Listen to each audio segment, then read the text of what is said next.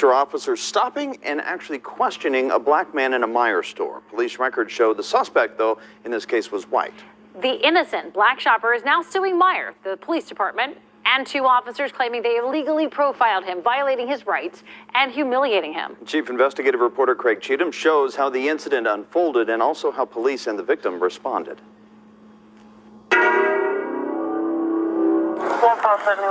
Westchester Police body camera video shows officers Tim Menkenball and Tanner Sendez looking for a possible shoplifter 10 minutes after a police dispatcher gave this description. Caucasian male, maybe late 30s.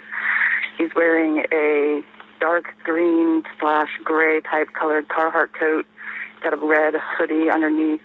I believe he has a cutting device. Is this him right here walking up to us? Within a few minutes after they arrived in the store, Sendez points to a man he said looked in his direction and mirrored the officer. Yeah, I'm looking at Carhartt part of their left. It's not Carhartt. There isn't anything like him. But despite Menkenball's doubts, the senior officer leads Sendez, a trainee, toward Eric Lindsay, a 60-year-old black man wearing a puffy orange coat. Hey, boss.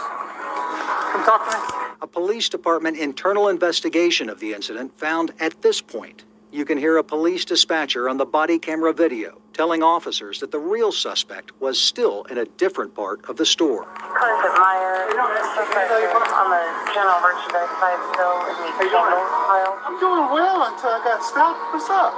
Yeah, LP called and said that he was concealed some items inside your jacket. Then, Officer Sendez tells Lindsay that Meijer Loss Prevention said the suspect is wearing a tan jacket, even though police records show that wasn't true. Well, what did they say? Because I walked in here after you guys. Listen. Yep. This isn't tan. What am I listening to? What am I listening to? This isn't tan. Okay. This is orange as Relax. It's okay. Okay. It's okay. It's not okay. Menkenball continued questioning Lindsay. Do you have any items in your jacket? Hell yeah, I got items in my jacket. Okay. The items that I walked in here with behind you guys. Okay. Well, that's not what we're being told.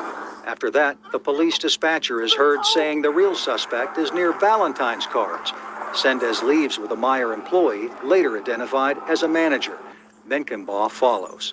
2 minutes later, a different officer arrested a white man who matched the description of the suspect. If they made a mistake like that and it was truly a mistake, what kind of people are you hiring and giving a gun to? They made mistakes here. Westchester Police Chief Joel Herzog says the police department's internal investigation found Menkenball and Sendez violated police department policy that prohibits unjustifiable stopping and questioning of citizens, but found no evidence that the officers stopped Lindsay because he's black. When Officer Sendez first saw him and when Officer Menkenball first saw him, neither could tell his race. I think Officer Sendez says he kept mirroring me, which he felt in his experience in loss prevention led to, hey, this guy's watching us also, so maybe this guy's involved. But descriptions constantly change in our line of work. When There's someone's no calling. evidence that that description changed, correct? Not in this, no. But that doesn't mean between the time the description's put out, they have clothing in the store. Many times suspects discard what they're wearing. The I-team asked Herzog and Lindsay to watch the same body camera video of the incident and describe what they see.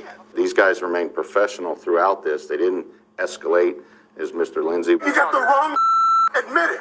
Admit it. Lindsay says he saw disrespectful and clueless officers. For someone to make a mistake like that, are they that incompetent? But Lindsay says he's also concerned about his anger and loud cursing at the officers. It's nothing that I'm proud of. He says since college and throughout his life, police officers in different communities have stopped and questioned him for no good reason. You reach a boiling point, and I guess that was mine. The Westchester Police Department gave officers Menkenball and Sendez administrative warnings and required them to get retrained on field interviews. It was about as minimal of a contact as you can have with police. It was just a simple walk-up, consensual encounter, some questioning, and that was it. Lindsay filed a lawsuit last month against the Westchester Police Department, officers Menkenball and Sendez, and the Meijer Company, claiming they conspired to violate his rights. Do I need to have been tased or cuffed to feel like